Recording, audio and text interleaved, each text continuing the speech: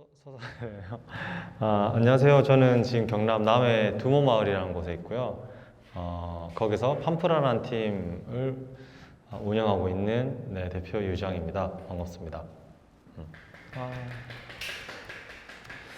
네, 요즘 코로나로 인해서 이제 좀 비대면이나 온라인으로 하는 경우가 많은데 오늘도 이제 라이브로 같이 봐주시고 이후에 좀 궁금한 지점들 있으시면 또 질문 남겨주시면 답변해가면서 하겠습니다. 네. 오늘 아마 한 1시간에서 1시간 반 정도 시간으로 진행을 할 거고요. 그동안 이제 팜프라를 만들고 지금까지 해왔던 여정들, 그리고 그 안에서 있었던 수많은 고민들, 그 고민들을 하나하나 뭔가 부수면서 왔던 그 여정들을 이야기해 보도록 하겠습니다. 네. 저는 이제 판타지 촌라이프를 위한 인프라, 팜프라라는 이름으로 이 촌에서 살 때 어떤 그 기반을 만드는 작업을 하고 있고요. 실제로 도시에서 지역으로 이주하고자 하는 청년들을 위한 인프라를 만드는 일을, 기반을 만드는 일을 하고 있습니다. 저희가 맨날 판타지라는 단어를 많이 쓰는데, 이 판타지, 저의 어떤 그 두모마을, 그 농촌마을, 어촌인가요? 아무튼 그 마을에서 살 때 판타지에 대해서 좀 먼저 설명을 좀 드리겠습니다. 저는 이런 마을에 살고 있고요. 이 마을에서 매일 아침 이제 새소리를 들으면서 깨요. 그리고 이제 명상을 좀 합니다. 그리고 아침을 간단하게 먹고 저희 사무실이 있는 폐교로 출근을 해요. 그때 이제 이렇게 냇가 옆을 걸어가면서 가고요. 그리고 도착하면 이렇게 뒤에 금산, 명산인 금산을 뒤로 배경하는 저희 사무실이 있습니다. 거기서 이제 제가 원하는 농사를 짓고요. 그리고 점심 때는 이렇게 당산나무, 할아버지 나무 밑에 있는 평상에서 쉬면서 밥을 먹고, 그리고 뭐 또 오후에 뭐 집을 짓거나 뭐 이런 작업들을 합니다. 그리고 퇴근을 하고 저녁에는 이런 논두렁을 러닝하면서 하루를 마감을 하고요. 그리고 이제 친구들하고 뭐 또 저녁을 먹고 뭐 별을 보거나 달을 보거나 또 바닷길을 산책하거나 그렇게 이제 매일매일 시간들을 보내고 있습니다. 사실은 이런 너무나 제가 살고 싶었던 이 환경에서 살기 위해서 한 12년의 시간이 걸렸던 것 같아요. 그러니까 결국은 제가 원했던 판타지 촌라이프를 살기 위해서 이 긴 시간이 좀 걸렸고, 이 긴 시간을 걸렸던 이유는 이 사회가 꽤 불평등하고 불균형하기 때문에 이런 환경을 만드는데 좀 많은 시간이 걸렸습니다. 이 모든 이야기는 첫 배낭여행지였던 이집트 배낭여행에서부터 시작이 됐고요. 현지 시장에서 물건을 사고 이제 딱 나오고 있는데 어디선가 이제 차 밑에 들어가서 자는 아이들을 만났고요. 그 아이들을 보면서 이런 여러 가지 생각이 들었는데 이런 생각이 들었어요. 이 사회가 꽤 어쩌면 불평등하고 불균형하지 않을까라는 생각을 했고, 이 아이들은 과연 앞으로 자기가 원하는 삶을 선택하고 그 선택을 살아갈 수 있는 기회가 있을까라는 생각들을 하게 됐고, 그 생각들 속에서 저의 삶에 대해서 좀 다시 생각을 했던 것 같아요. 그러니까 결국 저 역시 이 획일화된 어떤 교육 과정에서 제가 선택할 수 있었던 건 별로 없었던 것 같아요. 그냥 다들 학교를 가야 된다고 했고, 그 학교를 가야만 뭐 좋은 사람, 뭐 좀 뭐랄까요, 정상적으로 살아갈 수 있는 그런 환경이었고, 사실은 저는 학교의 어떤 교육 제도가 워낙 안 맞았기 때문에 어렸을 때부터 워낙 반항을 많이 했어요. 방황을 많이 했고, 그 방황을 하면서 초등학교 때부터 혹은 중학교, 고등학교 때 항상 어떤 문제아로서 낙인이 찍혀 있었고, 그 문제아라는 낙인이 찍히는 순간 끊임없이 많은 폭력에 노출이 됐었던 것 같아요. 선생님이나 뭐 선배나 친구들이나 그런 상황들이 계속 노출이 돼 있었고, 저를 그래서 지배했던 10대의 감정에는 되게 분노가 되게 많았었던 것 같아요. 근데 이렇게 될 수밖에 없었고, 이렇게 살아갈 수밖에 없었던 사회가 꽤 불평등하구나. 누군가한테는 그 공부를 하는 게 잘 맞을 수 있지만 누군가한테는 공부가 아닌 다른 어떤 교육이 더 잘 맞을 수도 있을 거라고 생각을 했었어요. 그래서 결국 나는 얼마나 이 사회에 대한 선택을 했고 어떤 그 선택을 할 기회가 있었나라는 생각들을 좀 많이 했었습니다. 그리고 이런 불평등, 불균형에 대한 문제에 있어서 고민을 했던 지점은 이 아이들이 앞으로 좀 더 나은 삶을 살고자 어떤 환경을 만든다고 했을 때 어떤 것들이 필요할까를 좀 많이 생각을 했고요. 이 생각을 했던 가장 큰 배경은 제가 이제 이집트뿐만 아니라 중국, 몽골, 필리핀, 동남아 국가들을 다니면서 끊임없이 그 좀 불평등한 환경에 놓인 아이들을 만났고 그 아이들이 이야기를 듣다 보니까 일단은 딴 건 몰라도 이 세 가지는 해결이 돼야 되구나 라는 생각을 했어요. 그래서 스스로 먹을 것을 길러낼 수 있는 힘을 가지고 보호받을 수 있는 공간을 가지고 동시에 자신의 삶을 선택할 수 있는 어떤 교육을 받을 수 있어야만 좀 더 나은 삶을 살 수 있을 것이다 라는 생각을 했습니다. 이 생각들 속에서 제가 그러면 이제 할 수 있는 게 뭘까 라는 생각을 계속 했고 거기서 이 농사라는 키워드가 나왔어요. 결국 식을 해결하기 위해서는 농사를 농사 기술을 익히고 그 농사 기술을 공유해서 이들이 그거를 좀 교육으로 받아들일 수 있으면 좋겠다라는 생각을 했고 이 식을 해결하기 위해서 이제 농사를 통영에서 1년 정도 농사를 지었어요. 이제 거기서 농사를 지으면서 느꼈던 건 이겁니다. 나한테 이 자연 공간에서 뭔가 일을 하는 건 되게 잘 맞구나. 근데 그 1년이 딱 됐을 때 이 빌렸던 땅에서 땅 주인분께서 나가달라고 이제 요청을 했어요. 그런 상황에 놓이면서 어쩌면 이 농촌에 기반이 없이 살아가려면 어떻게 해야 되지? 라는 고민들을 했고 그래서 이제 행정기관이나 아니면 이장님들을 만나러 많이 다녔어요. 다니면서 제가 들었던 생각은 도시에서 도시에서 빌딩을 한 채 짓는 만큼 농촌에서도 어느 정도의 연봉을 보장받으려면 시설을 만들고 자기 집을 만들고 땅을 사고 그만큼의 비용이 들어가구나 라는 것들을 많이 느꼈어요. 실제로 그 만났던 이장님들도 그 정도 비용이 없으면 좀 힘들 거다. 그래서 그걸 다시 생각해봐라 라는 말들을 했고 그러면 여기서 제가 어떻게 하면 농업 기술을 익힐 수 있는 기반을 마련할 수 있을까? 라는 생각들을 다시 하게 됩니다. 네. 그거 안 된다고 해서 이제 포기할 수는 없잖아요. 그래서 이런 고민들을 가지고 한 6개월 정도를 한국의 농촌들, 한국의 청년 농부들을 찾아다녔어요. 6개월 동안 기반 없이 시작해서 이어가고 있는 청년은 한 명도 못 만났어요. 다 후계농, 승계농으로 일하고 있고 이미 그 마을에서 나고 자란 친구들, 기반 있는 친구들 말고는 이게 불가능한 일이구나 라는 것들을 알게 됐어요. 근데 또 이걸로 포기할 수는 없잖아요. 그래서 세계 여행을 가게 됩니다. 이제 세계의 어떤 청년 농부들은 어떻게 기반을 마련하고 지속적으로 살아가고 있을까에 대한 질문을 가지고 파밍보이즈라는 이름으로 여행을 갔고요. 출발을 했고요. 네, 그 여행에 대한 어떤 저희가 그 영화를 만들었고 그게 부산국제영화제도 나가고 해서 오늘 트레일러 영상을 준비했어요. 한번 틀어주세요. 아이고. 네.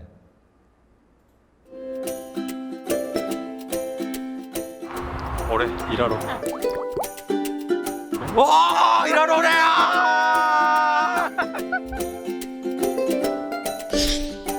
스마일 오늘도 그대 웃음을 잃은 채로 살고 씻었니? 안 씻었어?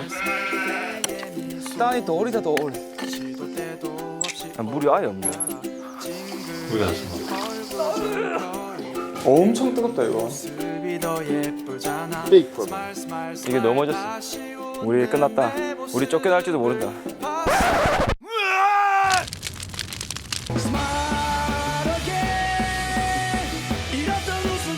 오 마이 갓. 침이 막. 너무 부드럽다 진짜.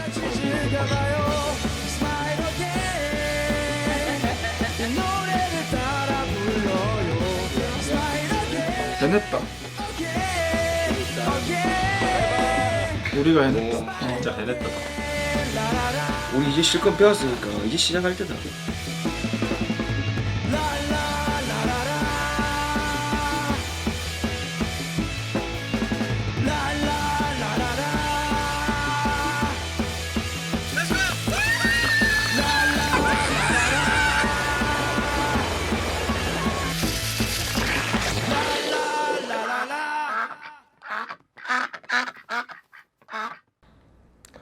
네, 이렇게 이제 여정을 갔었고요. 이거에 대해서 이 여정에 대해서 좀 자세히 설명드리겠습니다. 젊네요. 젊을 때 저네요. 얼마 안 된 것 같긴 하지만 되게 좀 어리네요. 아무튼 처음 이 여행지는 이제 일본에 있는 야마나시현에 있는 에가오 츠나게테라는 NPO 단체를 만났었고요. 여기서 이제 제가 처음으로 이제 좀 어른에 대한 위로를 좀 어른들한테 위로를 받은 시간이었던 것 같아요. 이 당시 이제 일본에서는 5년 그 청년들이 농촌에 살기만 하면 5년 동안 인건비를 지원해주는 그런 어떤 정부 정책 같은 게 있었고요. 인구 소멸이나 어떤 뭐랄까요 그 지역 소멸 혹은 인구의 고령화 문제에 대한 어떤 대응책으로 그런 정책을 하고 있었어요. 여기에 제가 그 정책을 만들었던 분을 만나러 갔을 때 이런 이야기를 들었어요. 지금 그 청년 세대에 투자하고 지원하지 않으면 앞으로 이 청년 세대가 생산 주체가 됐을 때 그 10년 뒤, 20년 뒤에 아이들하고 노인 세대를 케어할 수 있는 그런 어떤 뭐랄까 경제력이 이 나라가 없어지기 때문에 이 20, 30대들한테 투자하는 게 정말 중요하고 지원해 주는 게 정말 중요하다는 말들을 했고 그 이야기를 들었을 때 제가 느꼈던 감정은 내가 어떤 정책이나 뭔가 지원을 받았을 때 그게 단순히 뭐랄까요 그 부채감이나 부담감이나 어떤 죄책감을 느껴야 되는 것들이 아니라 조금 더 어떤 이 미래의 이 나라를 지켜갈 사람으로서 되게 정당하고 충분히 필요한 일이구나 라는 것들을 처음 여기서 느꼈어요. 그리고 여기서 이제 그런 감정들을 느끼면서 다른 나라들을 좀 더 가봐야겠다는 생각들을 많이 하게 됐고 그 두 번째로 갔던 나라가 호주였어요. 호주는 저희가 한 1년 정도 동안 지내기도 했던 곳이고 처음 이제 여행을 떠날 때 여행 경비가 30만 원밖에 없었기 때문에 여행 경비를 어디선가 벌어야 된다는 생각을 했고 처음에 한국에서 이걸 벌어서 가자라고 했는데 사실 그때 시급이 한 5천 원 정도밖에 안 됐어요. 그래서 호주는 그 당시 15,000원에서 2만 원 정도의 시급을 줬고 호주에서 농장 가서 일하면 농장 일도 배우고 동시에 돈도 벌 수 있겠구나 라는 생각으로 호주를 갔습니다. 그래서 배낭을 메고 딱 그 공항에 떨어지자마자 농장이 있는 데로 갔어요. 농장이 있는 데로 갔는데 농장에서 가고 나니까 영어를 할 수 있는 사람이 아무도 없는 거예요.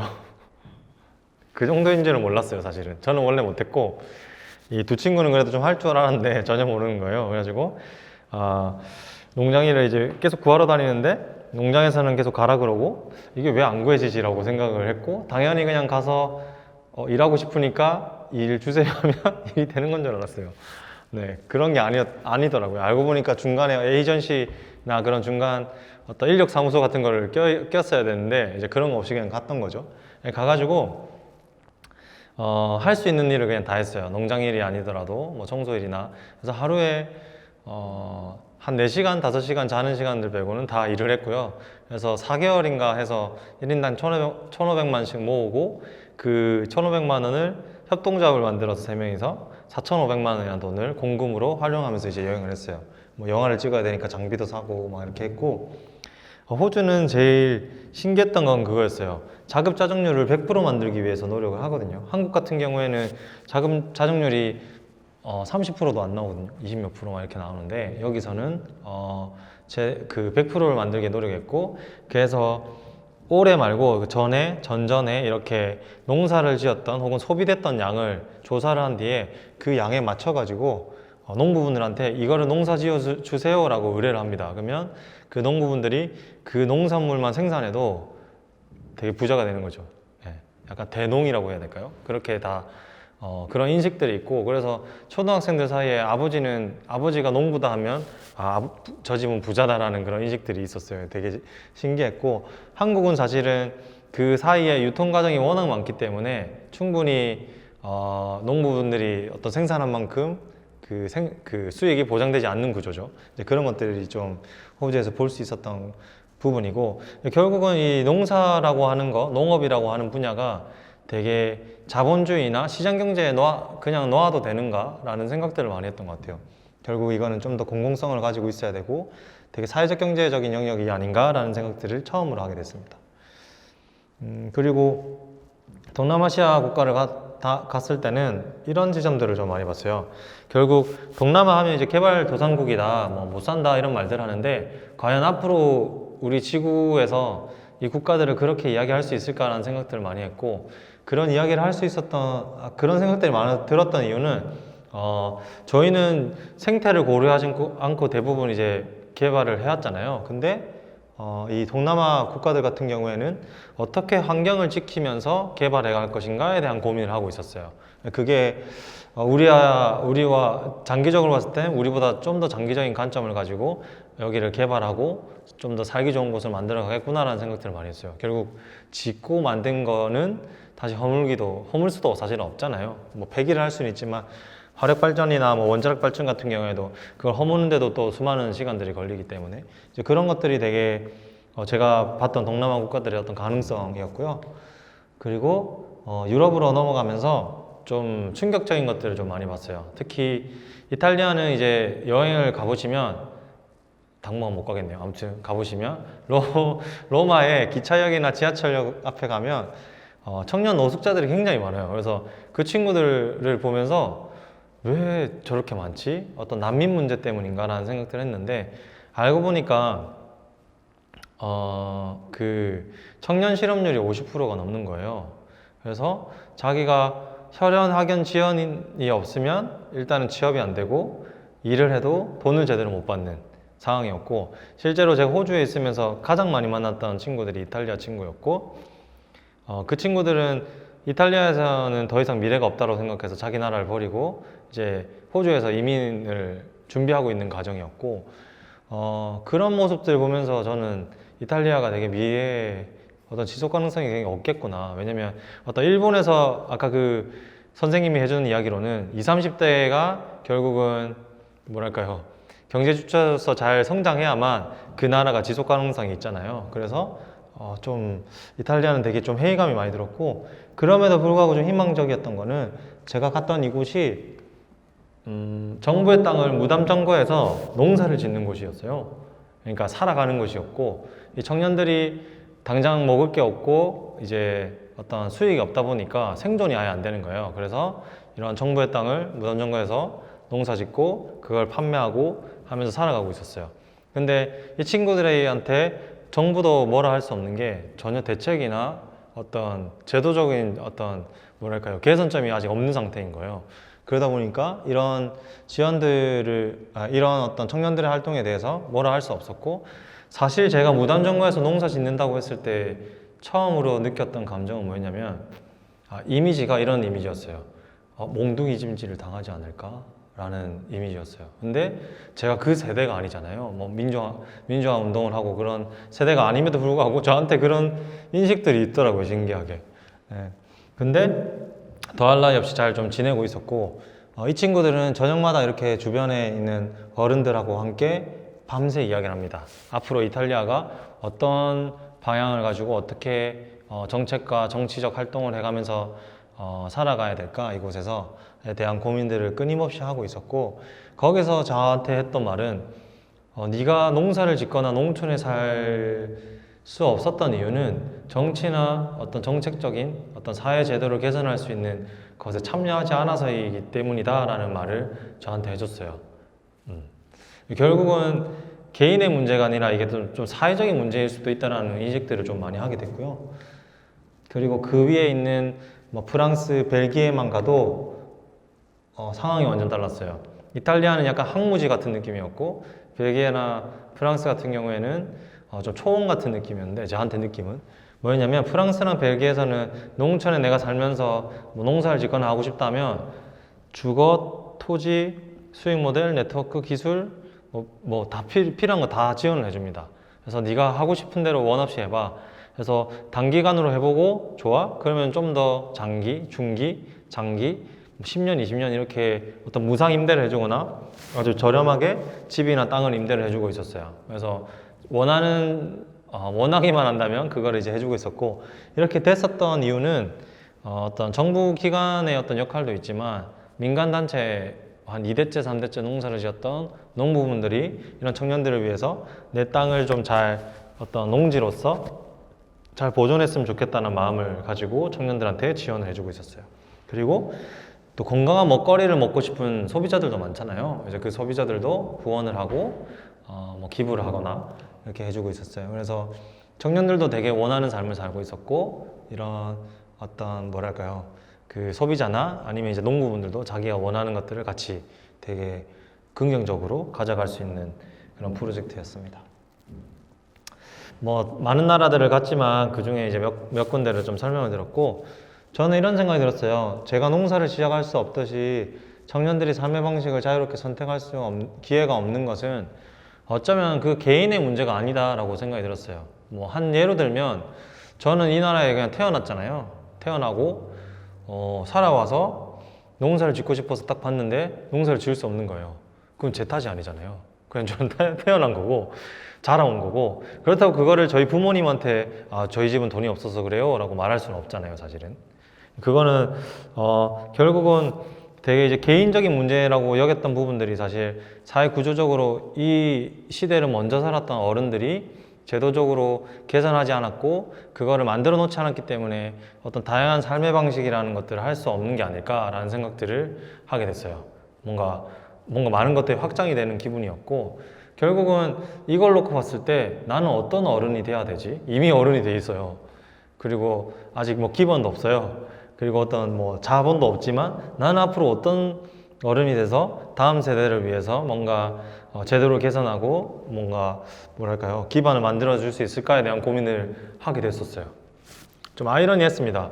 왜냐면 저도 갖추지 못한 걸 그걸 또 고민해야 되는 그 상황이 너무 아이러니하게 됐고, 그러면서 제가 그 사회적 경제에 대한 공부를 좀 해봐야겠다라는 생각으로 이제 진주에 있는 그 가기대에 사회적 경제 리더 과정 수업을 들었고, 그때 제가 수업 시간마다 그 1년이었거든요. 1년 과정인데 수업 시간마다 이제 어디 되게 사회적 경제 영역에서 활발하게 활동하고 계신 뭐 대표님들이나 뭐 군수님이나 뭐 센터장님들이나 이분들이 오실 때마다 똑같은 질문을 합니다. 무슨 질문이었냐면, 저처럼 이제 기반 없는 청년이 촌 라이프를 살려고 하는데 어떻게 이 기반을 마련할 수 있는지, 저와 같이 비슷한 또래 친구들도 다 이런 비슷한 고민을 하는데 이거를 어떻게 마련할 수 있습니까? 라고 이제 물어봤을 때 단 한 분도 대답을 못 하셨어요. 그 과정들을 겪으면서 제가 느낀 거는, 이거는 누군가한테 맡길 문제가 아니라 내가 이걸 먼저 고민했던 사람으로서 만들어야 되는 게 아닌가라는 생각들을 하게 됩니다. 네. 그러면서 이 코부기 프로젝트라는 어떤 프로젝트를 시작을 하게 됐고요. 이 이전에 땅을 빌려서 뭔가 시도하다가 워낙 많이 쫓겨나다 보니까 앞으로 쫓겨나면 집이라도 들고 가야겠다는 생각으로 6평 이동식 주택을 졌고요. 뭐 법적인 행정적인 절차는 잘 몰랐었고, 그냥 내가 일단 짓고 거기 살다가 안 돼? 그러면 이제 들고 딴 데 가야지 라는 생각으로 만들었어요. 그리고 이왕 만들 거면 에너지를 최소화 사용할 수 있게끔 좀 에너지 자립형 주택을 만들고, 동시에 내가 가정이 생겼을 때 좀 확장할 수 있게끔 만드는 거, 그리고 결국 이 작은 집을 짓고 산다는 거는 그 안에 많은 것들을 넣을 수 없어요. 그래서 소비를 최소화시킬 수 있는 방식으로 좀 살았으면 좋겠다라는 생각으로 코부기 프로젝트를 시작하게 됩니다.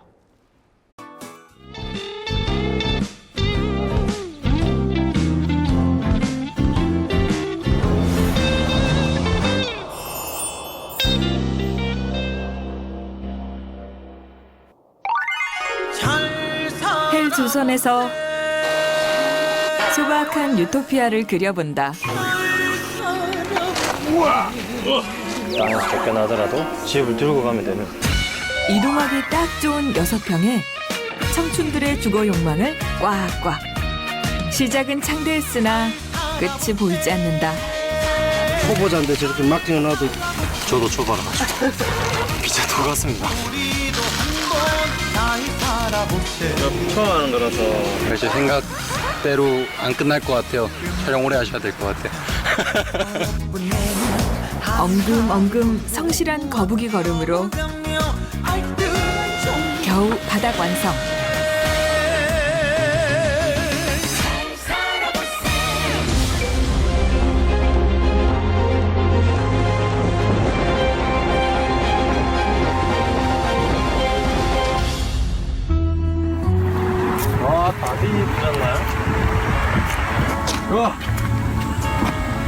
장난 아닌데?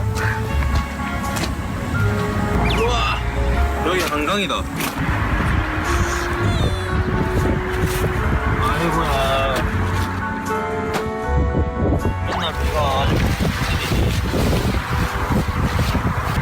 집이 꼴인데 너무 편안한 모습인데요. 편안해 보입니까? 아니에요. 속이 썩어 문드러지고 있네 지금. 오늘 술 마시려고. 아 진짜요? 같이 갈래요? 오늘 한잔 하실래요? 위로주라도.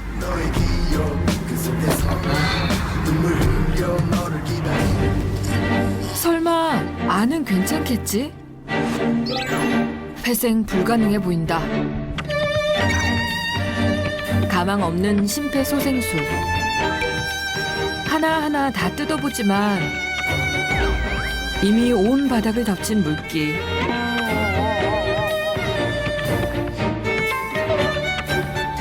아닐 거야. 이건 꿈일 거야. 하기 전에 벽체를 만들어서 끝낼 줄 알았거든요. 그래서 물 탈 줄은 몰랐지. 와, 그것도 장난 아니네. 열어 넣어야 되지 않나? 집 짓기도 전에 곰팡이한테 새줄 뻔했다.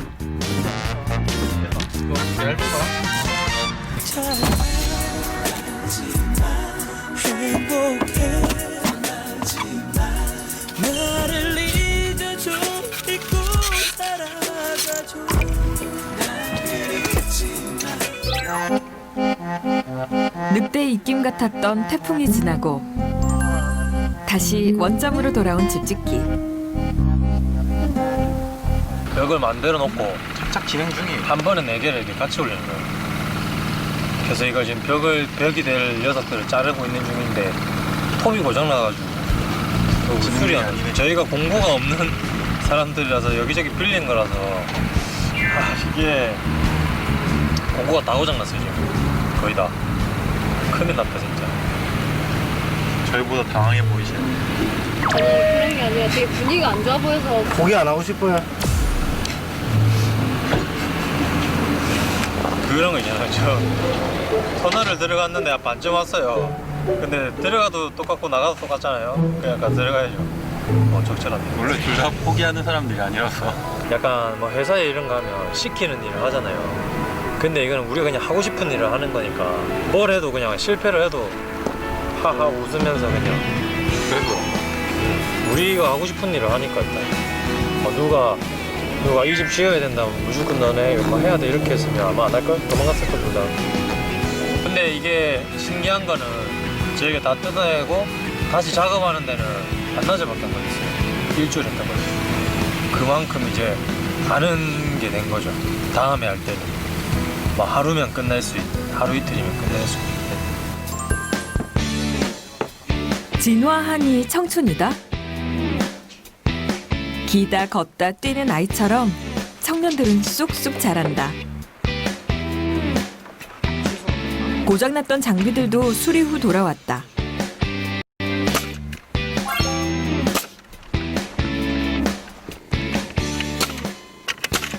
집이 웬만한 조각만큼 정교해야 되더라고요. 1, 2mm가 이게 달라지니까 가면 갈수록 너무 많이 차이가 나서.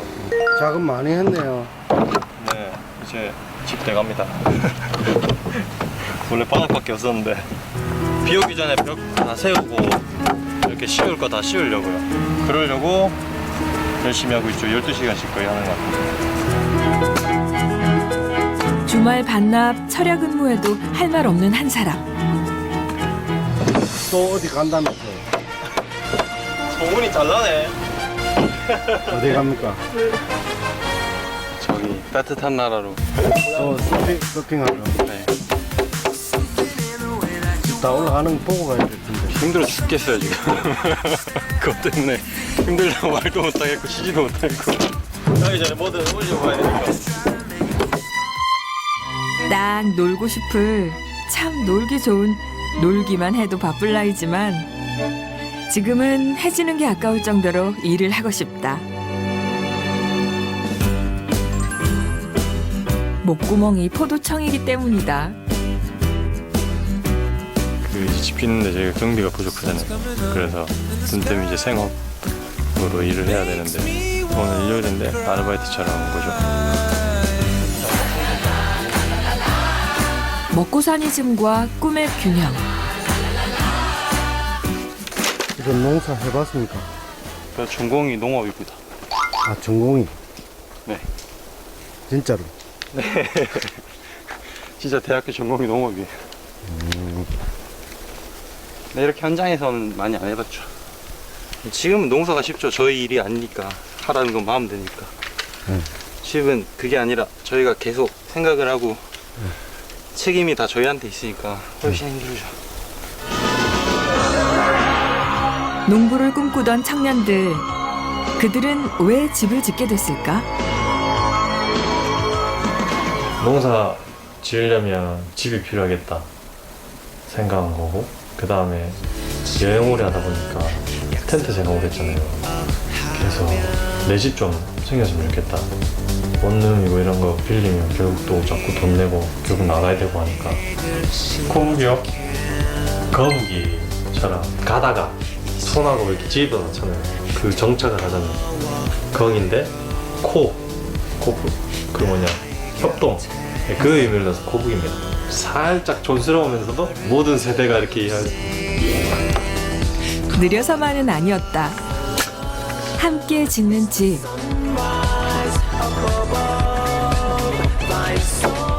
그래서 일손들이 많았구나. 안녕하십니까? 안녕하세요. 네, 왔다.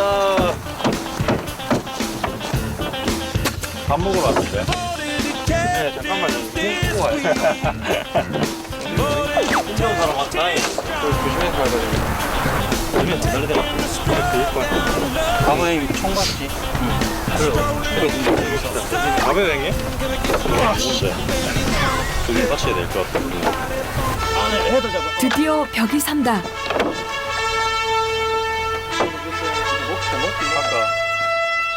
어이, 너무 높다. 어떻게 작업하냐? 이게 제일 낮은 곳 아니야? 이게 제일 낮은 곳이라고? 네. 도안이랑 와, 야, 체감이랑 다르네 진짜. 너무 높은데 집이? 야, 우리 이거 집 지을 수 있겠나?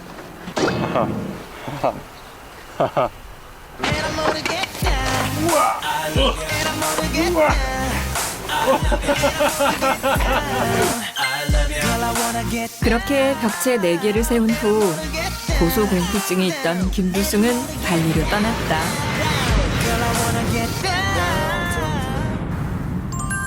며칠 사이 벽체에 살이 올랐다. 지금 혼자 있어요? 계속 혼자 있어요, 요새. 아, 빨리 가세요, 두승이.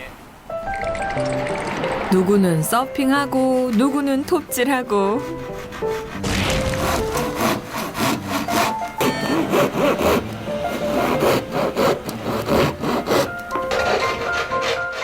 이제 정말 집 같아졌는데 놀라운 성과 이면엔 찬란한 위태로움이 있었다. 안 위험해요. 그 위에. 예. 근데 어쩔 수가 없죠. 뭐라 하셨어요? 너무 위험하게 작업한다고. 근데 이게 바 두르는 게 200만 원이거든요. 옆에 이제 그 아시바라고 이런 건데 철물 있잖아요. 저희 집 이거 1,000만 원 잡고 있는데 200만 원이면 너무 크잖아요. 어쩔 수가 없죠. 돈 때문에 안전을 포기하지 않아도 되는 날은 언제 올까? 아우, 바람이 일로 보네. 용광로에서 지하철 선로에서 안전보다 귀한 돈에 의해 희생된 젊음들. 비용이 없으니까 좀 위험한 거죠.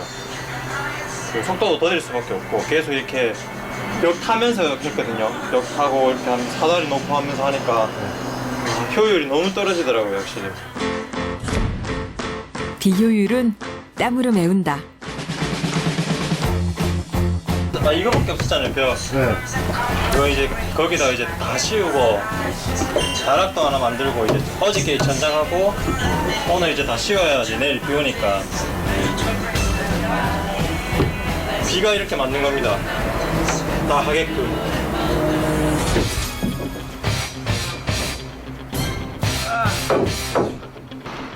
더 이상 쫓아오는 비구름에 발목 잡힐 순 없다. 와, 이래도 무섭네. 무서워도 일단 고! 처음에 한 여기 반쯤 올라왔을 때 진짜 무서운 거예요. 그 반쯤 올라오는 것도 무서운데 이제 점점 그게 좀 사라지는 것 같아요. 계속 위에 있으니까 처음에 막 우들우들했거든요.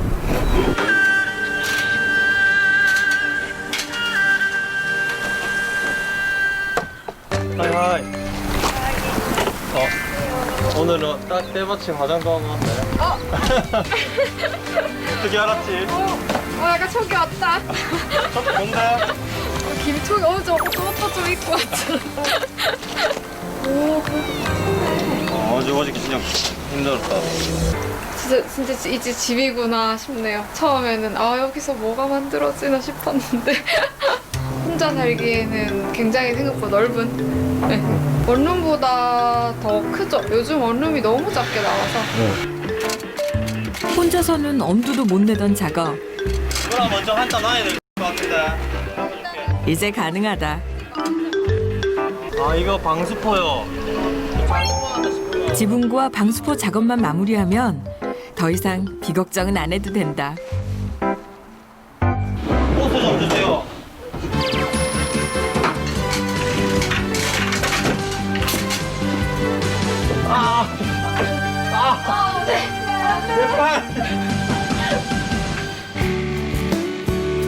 다시 또 해는 지는데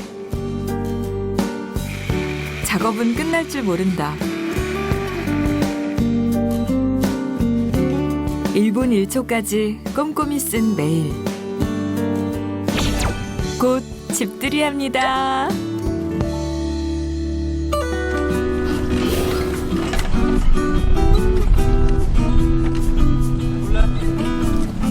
형님 이거 계속 썼던 거예요? 여름에 좀 배워가지고 우리 이거 땅 고르고 팔 같은 거지. 그때.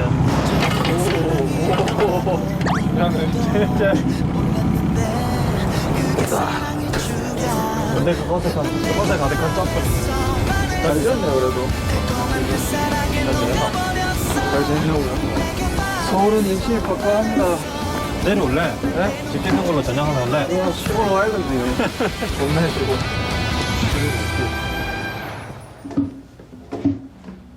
완전 노래 잘했어. 네.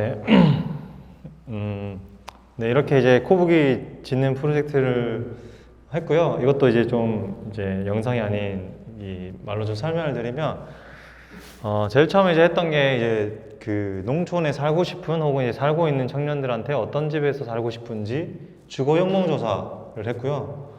이 조사를 한 걸 기반으로 이동식 주택이니까 이동을 할 수 있게끔 높이, 트럭에 올렸을 때 높이를 계산해 가지고 이제 집을 설계를 하고, 그 다음에 안에 이제 싱크대나 변기 이런 걸 사이즈를 다 조사하고 이거 적절하게 어떤 것들을 넣을 건지를 좀 계산을 했어요. 그리고 1인 주거니까 그 1인 주거가 사는 그 짐의 부피를 또 다 제 짐을 다 널어놓고 이제 부피를 계산해서 수납장을 짰습니다. 그리고 이제 건축을 해본 적이 없어서 그때 이제 이 프로젝트를 하고 싶어서 건축가님, 진주에 있는 건축가님들 한 3분 정도 만나러 다녔고, 그 중에 이제 한 분이 내가 1,000만 원을 투자해 주겠다. 그리고 네가 도망가지 않으면 난 도망갈 생각이 없으니 한번 해보자 라고 이제 하셨어요. 그래서 이제 실제로 그분한테 이제 설계를 배우고 동시에 이런 그 회사가 가지고 있는 건축 현장들을 다 이제 보내셨어요. 그래서 거기 가서는 그거 배우고 거기서는 그 배우고 이렇게, 그리고 소장님들을 또 연결해 주시고 그러면서 계속 하나하나 이제 배워왔습니다.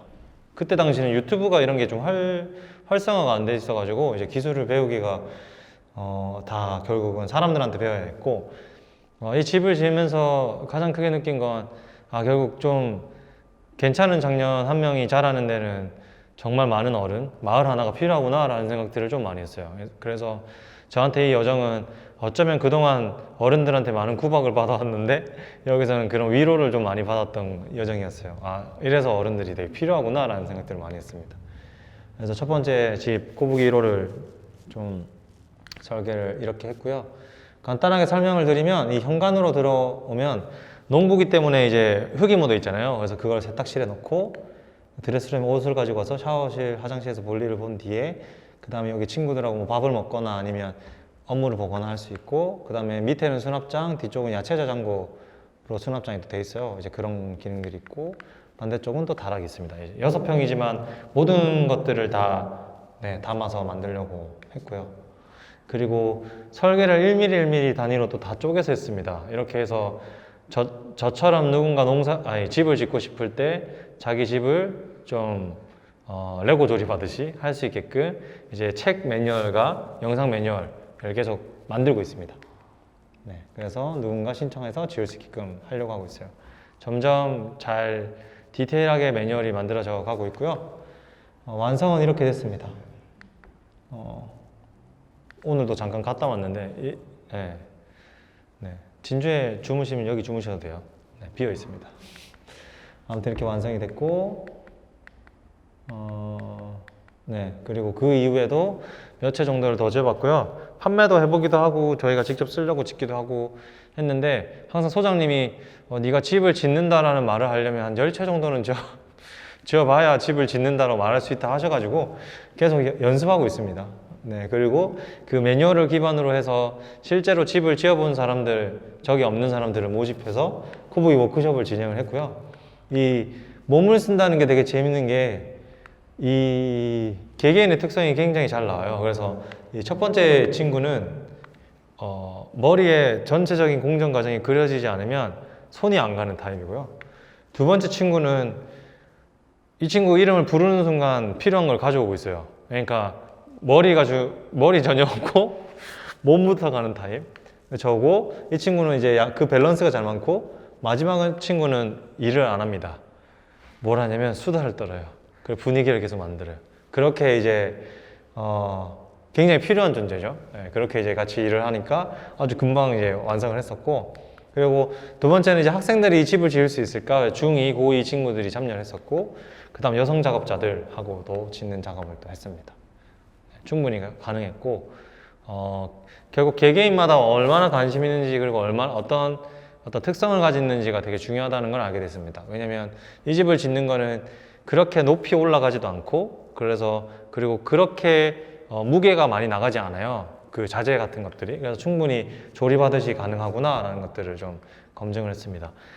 그리고 이 집을 짓고 제가 한 2년 반 정도 살면서 느낀 건데, 1년에 한 200~300명 정도가 청년들이 찾아왔어요. 그래서 나도 좀 그 자연이 있는 촌이라는 공간에 가서 내가 좀 이런저런 실험들을 하면서 살아보고 싶다라는 말들을 하면서 자신의 어떤 촌 라이프 스타일을 찾아서 저를 찾아왔고, 그 친구들의 이야기를 듣다가 팜프라 같은 회사를 좀 천천히 만들어야지라고 생각했는데 벌써 이 흐름이 왔구나, 트렌드가 좀 천천히 올 거라 생각했는데 이미 왔구나. 그래서 어떤 서비스를 하고 어떤 제품을 판매할지는 모르겠지만 이들을 위한 어떤 기반이나 이들을 위한 어떤 제품이나 이런 것들을 만드는 일들을 좀 해가야겠다라고 해서 팜프라는 회사를 만들었습니다. 결국은 좀 개인으로 했었던 일들을 좀 더 팀으로서 만들어서 제대로 이 제도에 필요한 시스템을 만들어야겠다라고 생각을 했고요. 이건 올해 이제 정했던 슬로건인데 간략하게 설명드리면 이겁니다. 약간 도시에서 촌으로 삶의 전환을 꿈꾸는 청년들을 위한 어떤 기반을 만들어줘야겠다, 인프라를 만들자라고 생각을 했고, 결국은 새로운 곳에 가서 산다는 거, 뭐 그게 외국이든 아니면 어떤 지역이든 촌이든 새로운 곳에 산다는 거는 정말 많은 걸 고려해야 돼요. 예를 들어서 거기 살면 집만 구하면 되는 게 아니라 또 뭘 먹고 살지, 그리고 그 집을 구할 때는 누구랑 이야기해야 될지, 행정에서는 또 어떤 역할을 할지, 마을 분들하고는 또 어떻게 관계를 맺어야 되는지, 그 공동체성이란 건 또 뭔지, 뭐 별의별 것들을 다 고민해야 되는데 이 많은 것들을 좀 연결해 줄 수 있는 좀 팀이 됐으면 좋겠다라는 생각을 했어요. 결국은 그 지역과 도시가 가지고 있는 언어를 사이에서 좀 통역을 해주고 동시에 그들이 와서 마을 분들이나 아니면 지역에 있는 청년들하고도 잘 지낼 수 있게끔 연결을 해줘야겠다라는 생각들을 가지고 팜프라를 만들었고요. 그래서 이 팜프라에서 하고 있는 다양한 어떤 프로그램을 통해서 저희처럼 또 라이프 체인지를 하는 친구들이 좀 더 많이 생기면 또 이 친구들이 이런 역할을 또 해주지 않을까라는 생각들을 해가고 있습니다. 핵심 키워드는 이렇게 5개를 설정을 했고요. 프로세스를 좀 설명을 드리면 어떤 미디어나 강연을 통해서 저희를 알게 된 사람들이 캠페인이나 아니면 저희 제품이나 또 놀러 와요. 그래서 참여를 하게 되고 그 사람들이 저희가 하고 있는 팜프라촌 뭐 살아보기 프로그램이나 아니면 코보기 워크숍이나 이런 교육 같은 것들을 참여하면서 좀 경험을 해보는 거죠. 그리고 나서 실제로 나 이주하고 정착할래 할 때는 저희가 행정하고 또 같이 하는 일들이 있는데 이런 장치를 통해서 올 수 있게끔 하고 동시에 여기서 다양한 어떤 하고 있는 어떤 활동들을 기록하고 연구하고 이걸 공유해서 실제로 촌 라이프라고 하는 거 혹은 DIY 집 짓기 이런 것들을 좀 더 확장하고 문화화 시킬 수 있게끔 프로세스를 짜서 진행하고 있습니다. 올 초까지는 멤버가 3명이었는데 사업 분야가 10몇 개였나? 정도였어요. 그래서 저희가 엄청나게 많은 일들을 해왔고 그 일들을 좀 잘 해갈 수 있었던 거는 이 회사라고 하는 체계를 조금 더 간략하고 불필요한 부분들을 다 빼냈던 것 같아요. 그러면서 좀 더 고민을 많이 하기보다는 실행을 빨리 하고 그거를 실행해서 데이터를 빨리 얻는 과정으로 했고 이렇게 했던 이 가장 큰 이유는 올해 이제 3년 차인데 3년 차가 될 때까지는 우리가 어떤 것들을 해갈지를 그냥 테스트를 다 해보자 라는 생각들을 많이 했어요. 그래서 거기서 얻어지는 데이터를 가지고 이건 수익 모델, 이건 공공활동 이렇게 이제 정하자 라고 이제 해서 그렇게 진행을 해왔습니다. 결국 지역에서 도시로 이주민의 증가로 인해서 일어난 일들이 2차 문제로 이어지기 전에 어떤 뭐랄까요 장치를 우리가 해야겠다라고 생각했고 결국 인구가 감소하면 그 마을 자체가 폐허화되고 그러면 그 인프라가 다 사라진단 말이에요. 인프라가 사라진다는 거는 이 국가에서 수백억을 쏟아서 만들었던 어떤 그 마을의 수도나 전기나 이런 인프라들이 다 사라진다는 거. 또 하나는 그 마을에 살고 있는 어르신들이 가지고 있는 그 지혜나 기술들이 말로 만들었었는데 실제로 가보니까 바람에도 이름이 있고 비에도 이름이 다 있더라고요. 그래서 몇 월에 부는 바람이 불고 나면 고추를 심어야 된다. 이런 것들은 책에도 안 나오는 건데 이런 것들을 결국 보존하고 전달해야 되지 않을까라는 생각들을 많이 했고요.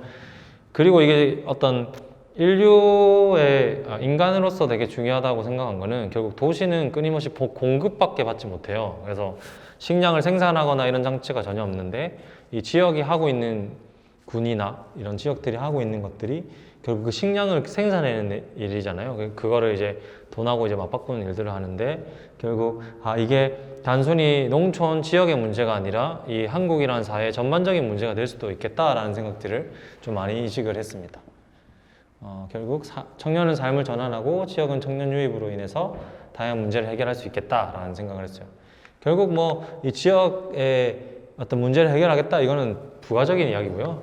결국 저는 혹은 저 또래 그리고 뭐 청소년 이 아이들이 좀 원하는 삶을 살 수 있었으면 좋겠다.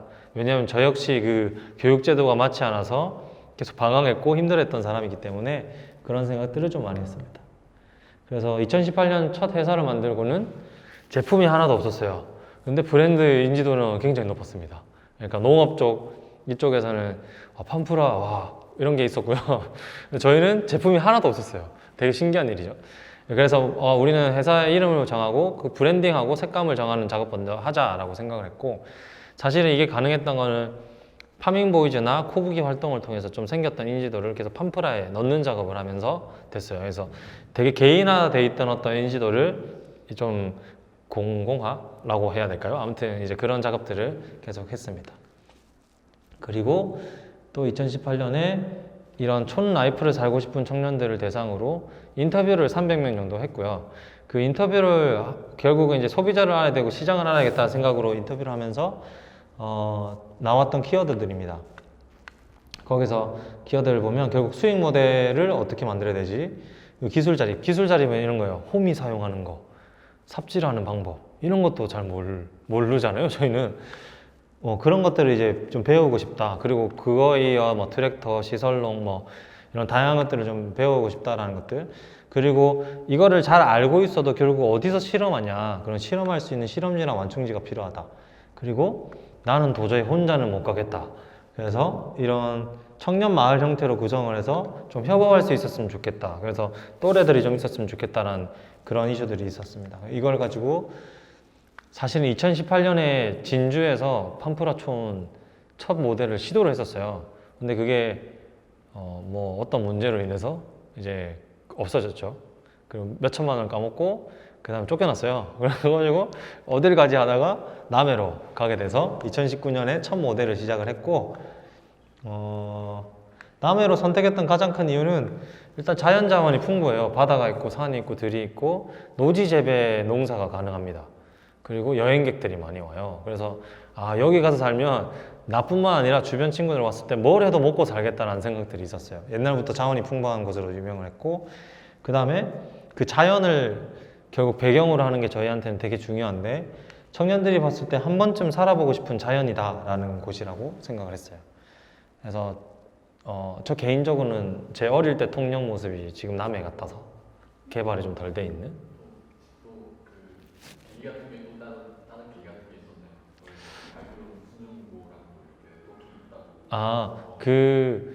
거기에 이제 그 상주중학교라는 대안학교가 있는데 제가 그때 이제 거기 강연을 갔었어요. 그리고 그 이제 대안학교의 교장 선생님이 남해에서 좀 했으면 좋겠다라는 그런 사인도 있으셨고 그리고 신주문고 대표님도 그쪽에 집안 분이시라고 알고 있거든요. 그래서 이제 또 그렇게 또 연결해 주시고 주변 어른들이 원래 이 당시에 저희가 경북 의성으로 가는 걸로 정해졌어요.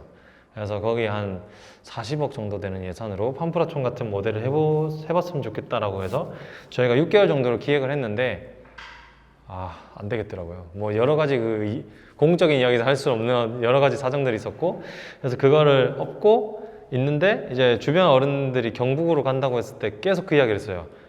경북 가지 말고 경남에서 했으면 좋겠다. 특히 이제 통영에 있는 여러 시의원님들이나 이런 아는 형님들은 통영으로 와라. 절대 딴 데 가면 안 된다.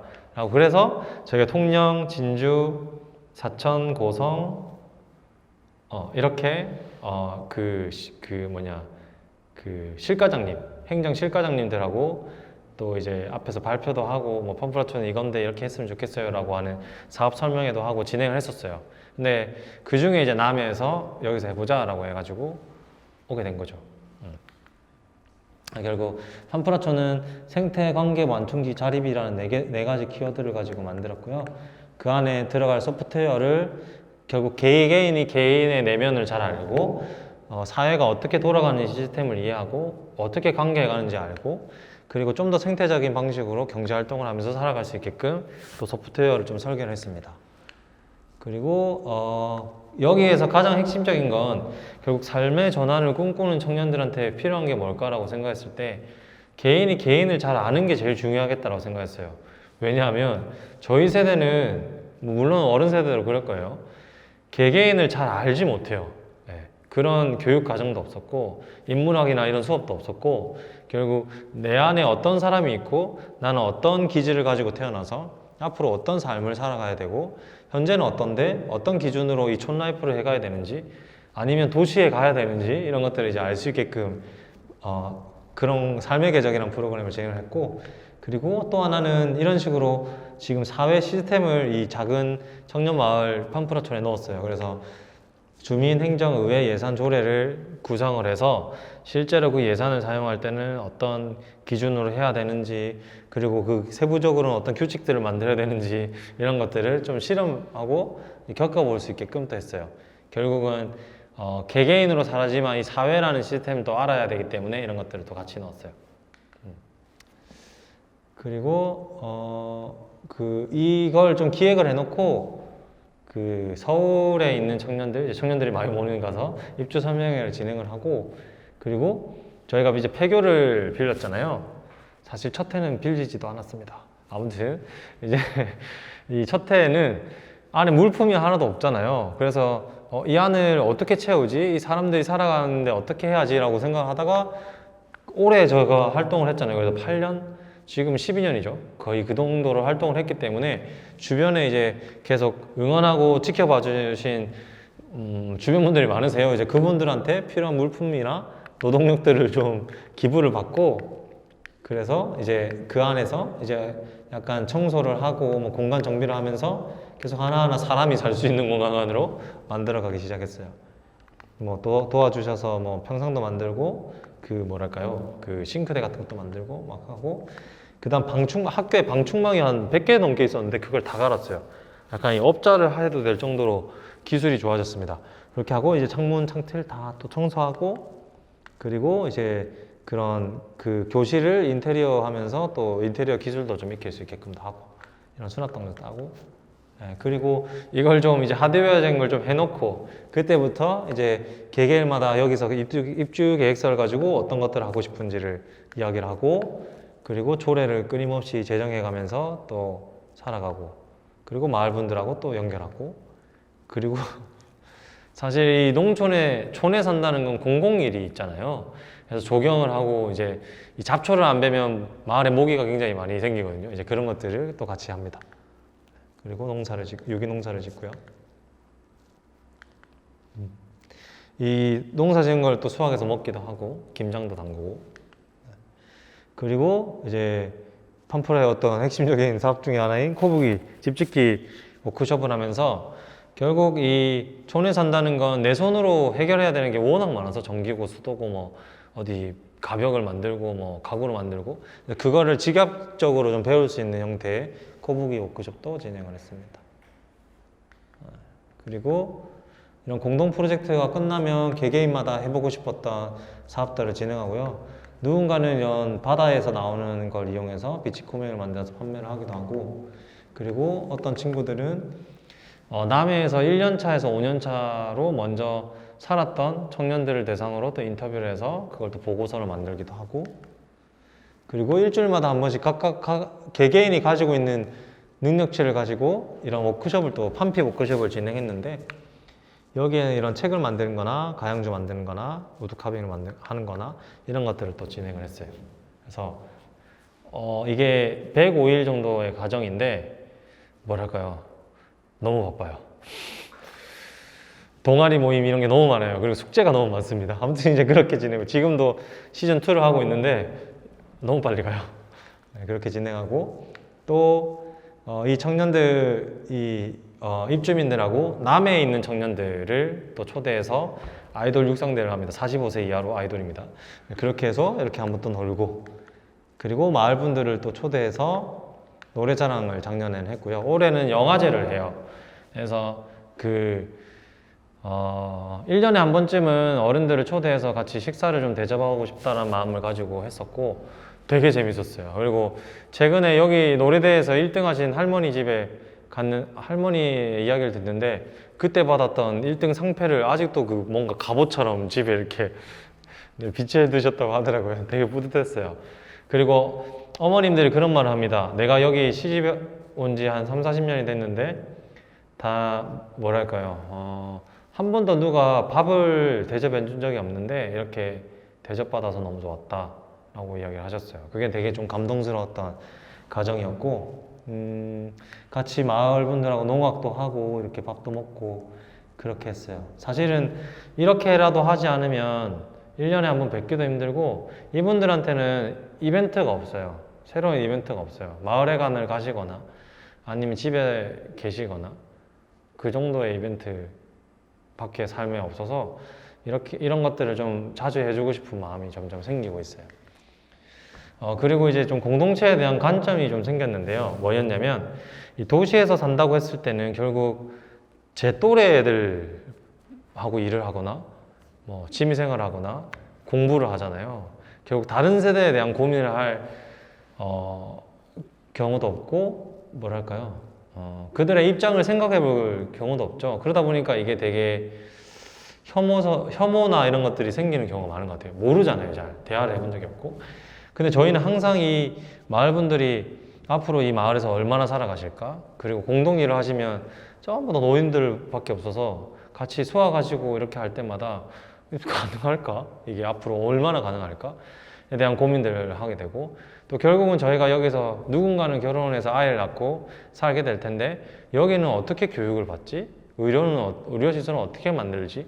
이런 것들을 계속 고민하면서 그거를 이제 만들어가고 어떤 장치들을 좀 계속 고민해야 되는 것 같아요. 결국 이런 다양한 공동체의 다양한 세대들이 살아갈 수 있는 어떤 그 고민들, 그런 관점들을 계속 만들어가고 있는 것 같아요.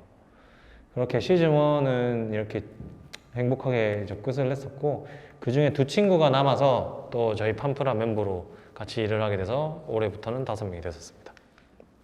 그리고 저희가 아까 말씀드린 것처럼 기록하고 그걸 연구하고 공유하는 그래서 판타지촌이라는 이 살아보기 2019년을 판프라촌을 했던 거를 보고서로 만들어서 실제로 이 촌에서 살고 싶어하는 친구들이 어떤 것들을 고려를 해야 되는지 어떤 걸 고민해야 되는지 그리고 이런 친구들을 데려올 때 행정에서는 어떤 것들도 해줘야 되는지 그래서 그 청년들을 좀 잘 이해할 수 있게끔 보고서를 만드는 작업부터 했어요. 근데 이게 좀 고민이었어요. 결국 정착하고 싶은 친구들이 있는데 저희 마을 같은 경우에는 그 빈집이 있는데 빈집을 빌려주거나 판매를 하지 않으세요. 결국 다 도시에 계시거든요. 결국 그걸 안 팔아도 생계에 어떤 위협이라는 게 없기 때문에 나중에 누군가 쓰겠지 혹은 가격이 올라가겠지 라는 생각들을 가지고 계세요. 그래서 결국 이 집을 구하는 게 쉽지가 않고요. 오히려 먹고 사는 거는 거기에 어떤 기반, 거처만 있으면 충분히 가능하다고 좀 보고 있어요. 네.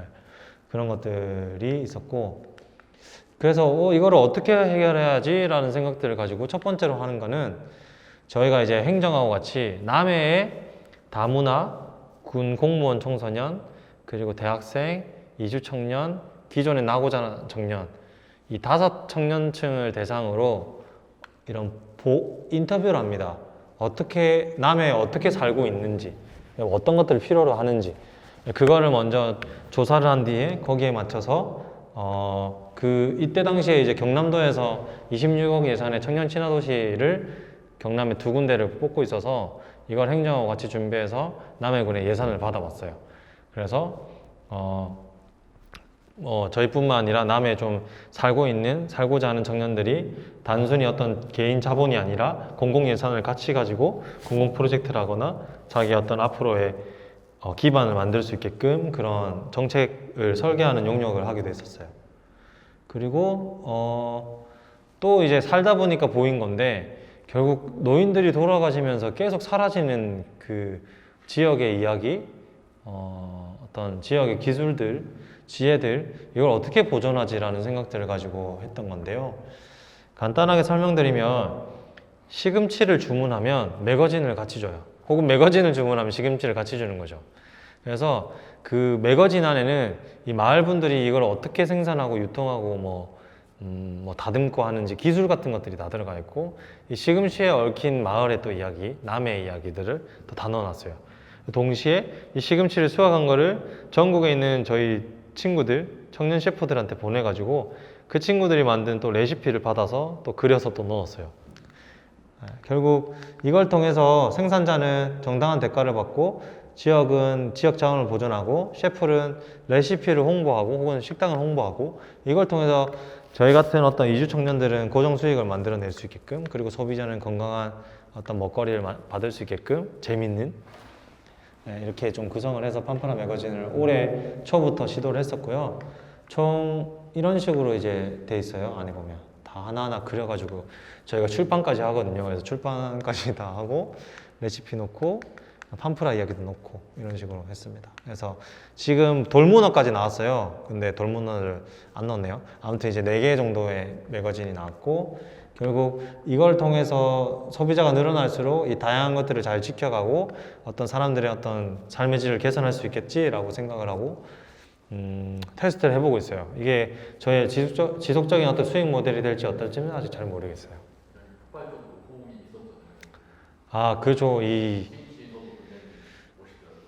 시금치 그냥 일단은 너무 좀 재밌게 봐주셨고 그 단순히 농산물을 판매하는 가정하고는 좀 다르게 대부분 농산물이라고 하면 뭐 건강하다 혹은 맛있다 이렇게 하지만 좀 재밌게 풀어내는 과정들 특히 유채가 폭발적인 인기였는데 코로나가 터지면서 저희 그 마을 뒤쪽에 한 12만 평 정도 되는 유채꽃밭이 있어요. 근데 그거를 아무도 보러 오지 못하는 거예요. 그래서 이걸 어떡하지? 그럼 우리 그냥 갈아엎어야 되나 하다가 축제를 집에 보내주자라는 컨셉으로 이제 저희한테 저희 기획 상품을 주문을 하면 유채꽃을 한 100송이 넘게를 따가지고 보내드려요. 그거를 집집마다 이제 다 꽂아둘 수 있게끔 한 2주 정도 가거든요. 이제 그렇게 해서 유채꽃을 이제 수확을 해서 보내드렸죠. 그거를 할 때 제일 좋았던 거는 어떻게 보면 버려지는 그런 어떤 자원을 혹은 마을 분들이 그래도 몇 개월 동안 키웠던 것들 그것들을 수고나 노력이나 어쨌든 그런 것들을 좀 잘 보여주고 싶었고 소비자들은 결국 집에서 그 유채꽃을 받아봐서 또 좋다고 하시더라고요. 그래서 그 폭발적인 인기가 있었고 저희가 이때까지 매거진이 만들었던 거는 소비자층을 많이 확대하진 않았지만 평점은 다 되게 좋았어요. 네. 근데 이번에 돌문어를 하면서 좀 어려웠던 거는 저희가 스티로폼을 사용하지 않기로 그러니까 환경적인 걸 계속 고민하다 보니까 스티로폼 사용을 안 하기로 했고 그래서 보온 박스인가 아무튼 그 박스인데 안에 이렇게 보온이 돼 있는 게 있어요. 이제 그걸로 보냈는데 어떤 분은 녹아서 왔다고 하시고 어떤 분은 또 잘 왔다고 하셔가지고 그거를 생물 같은 건 좀 쉽지가 않겠다라는 생각들을 좀 많이 했어요. 결국은 이런 식으로 뭔가 생태를 계속해서 생태적으로 악영향을 미치는 프로젝트를 우리는 계속 해갈 것인가 아닐 것인가 이런 것들에 대한 고민을 좀 많이 했습니다. 이렇게 이제 사실은 몇 년의 이제 프로젝트를 해오면서 결국 어떻게 하면 이곳에서 지속적으로 살아갈 수 있을까에 대한 고민을 하게 됩니다. 왜냐하면 저희도 지금 마을에 저희 공간이 없어요. 공간이 구하기가 너무 어려워서 학교도 뭐 임대를 해놨고 이렇게 하다 보니까 여기 있는 저희 그 멤버들 다 내가 여기 몇 년간 더 살 수 있지? 라는 고민이 있어요.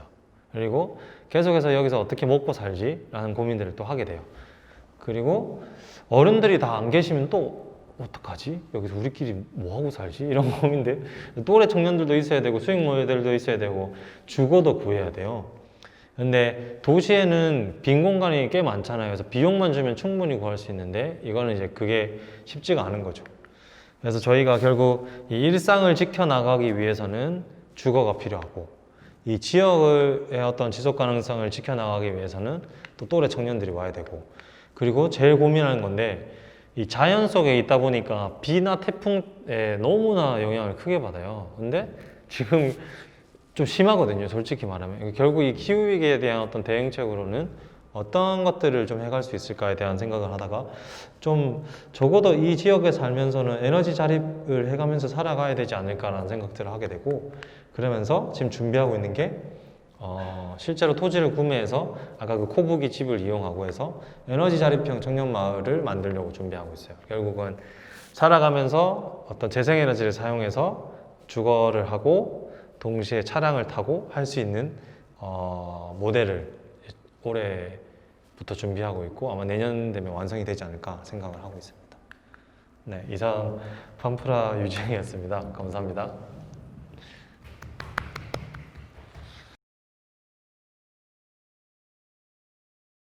일단은 코로나로 인해서 제일 아쉬웠던 지점은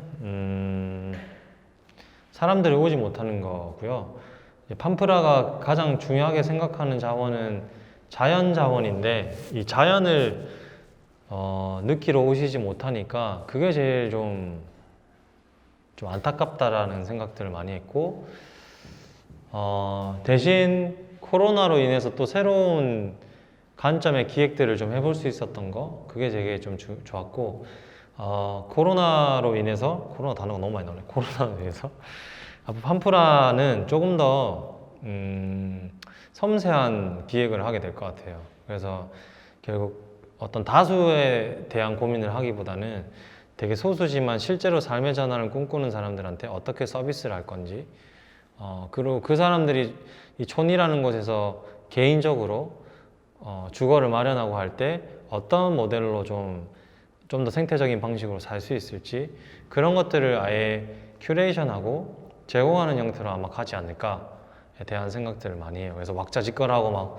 수십 명이 모이고 이런 모델보다는 개개인한테 이걸 좀 디자인하는 형태의 구성이 되지 않을까 생각합니다.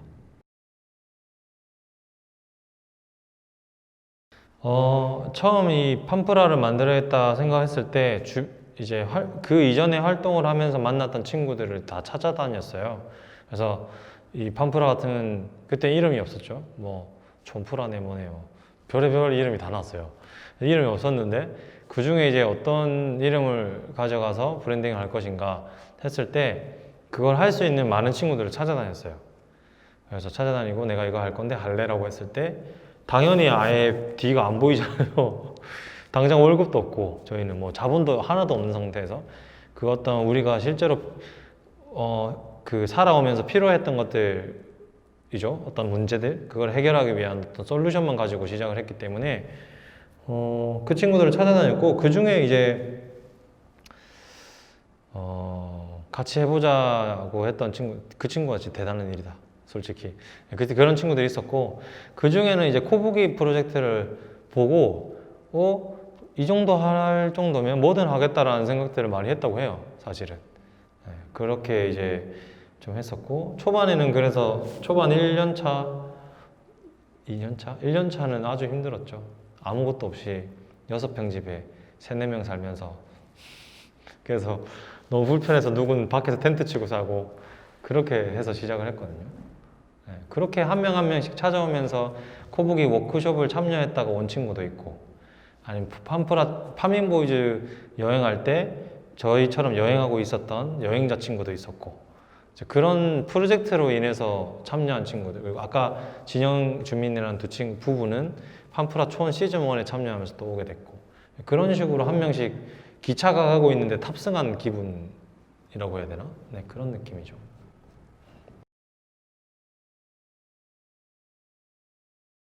결국은 그 회사마다 영리, 그러니까 돈이 되는 게 있고 돈이 되지 않는 거를 같이 가지고 있다고 생각을 하는데 저희는 이제 돈이 되는 게 그 중에 이제 영리와 비영리를 나눴을 때 이 청년들이 와서 실험해 볼 수 있는 프로젝트 같은 경우에는 돈을 받는 모델이 아니잖아요. 그래서 이건 공공 예산을 받아와요.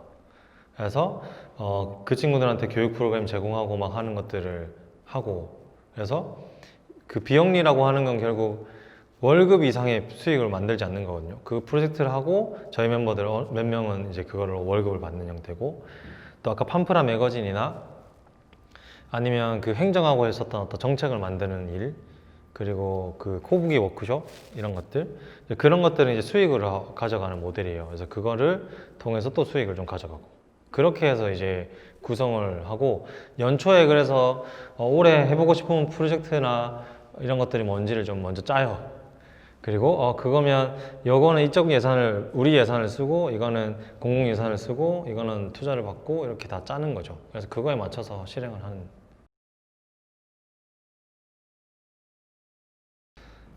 일단 좋은 점은 팜프라의 팬이죠. 네, 그래서 되게 든든한 어떤 안전망 같은 느낌. 그래서 뭐 우리가 원하지 않는 데까지는 망하지 않겠다 망하지 못하지 않을까 이런 생각들이 되게 많이 들기도 하고 결국은 요즘 제가 이제 최근에 그러면 저 팜프라 말고 유지왕의 안전망은 뭐지라고 생각했을 때 주변에 이제 물어보니까 니 갈 데 없으면 우리 집에서 살아 이런 공간이 있어 라는 말을 해주시더라고요. 결국은 팜프라 멤버들 팜프라들이 이 사람들이 하고 있는 것들은 이제 그런 지지와 응원을 받는 거고 그게 저희를 계속 할 수 있는 어떤 원동력이 되는 것 같아요. 그래서 이번에 아까 이 팜프라촌이라고 하는 그 마을을 만드는 데도 자본이 필요하잖아요. 그래서 뭐 대출을 알아보다가 주변 분들이 내가 빌려줄게 이렇게 하시는 거예요. 그래서 그렇게 빌려서 하겠구나라는 이자 없이 빌려줄게 하시길래 그렇게 또 할 수 있겠구나 라는 것들이 어떤 그분들하고 팜프라가 가지고 있는 어떤 신뢰 저랑 그분들하고 가지고 있는 신뢰라고 생각을 하고 있고 그게 좀 부담스러운 거는 저 개인적으로는 기대치가 있으니까 그 기대치에 맞춰 될 것 같은 느낌? 물론 또 만나면 그런 기대는 없어라고 하시지만 있잖아요. 뭔가 그런 느낌들이. 예, 그런 것들이 좀 힘들다거나 아니면 팜프라를 많은 분들이 좀 상상하고 오세요. 이럴 것 같다. 가면 뭔가 이런 지원을 받을 것 같다. 근데 사실은 저희가 하고 있는 일들이 무상으로 뭔가 하는 일들이 아니거든요. 그러니까 공공성을 띌 뿐이지 저희가 하고 있는 것도 다 노동력이 드는 일이고 비용이 드는 일이단 말이에요. 근데 그거를 마치 당연시 여기는 경우, 뭔가를 이거 왜 안 줘? 라고 하는 경우, 그런 경우가 제일 힘들죠. 그래서 저희는 사실은 농업법인이라는 어렵한 주식회사로서 영리 목적의 회사인데 그럼에도 불구하고 오실 때 뭔가 공공성의 느낌이 있으니까 이런 것들은 너네가 줘야지 라고 이제 하시는 경우, 그런 경우가 제일 좀 힘들긴 한 것 같아요. 예. 뭐랄까요? 이제 비대면으로 하는 것들이 생각보다 어려워요. 사실 어렵고 이제 앞으로 이제 우리도 그러면 이 코로나 시대에 어떻게 비대면으로 개개인의 어떤 이야기나 어떤 사회적인 어떤 이슈들을 같이 이야기해 갈 수 있을까 되게 고민이 많이 되는 것 같고요. 저희가 올해 이제 3년 차가 되면서 컨설팅을 받고 있어요. 네, 그 엄청난 능력을 가진 친구가 와서 저희를 낱낱이 이제 컨설팅을 해주고 있는데 앞으로 이제 어떤 수익 모델을 가져가고 사람들이 어떻게 참여할 수 있게끔 할 것인가를 좀 짜게 될 것 같은데 그거 봐주시고 같이 이 사회라고 하는 것들을 어떻게 좀 더 나은 곳으로 그 미래 세대한테 나은 곳으로 만들어갈 것인가를 좀 같이 고민할 수 있었으면 좋겠다라고 생각해요. 그래서 앞으로도 계속 좀 관심 가져주시고 같이 참여하고 이야기해 갔으면 좋겠습니다.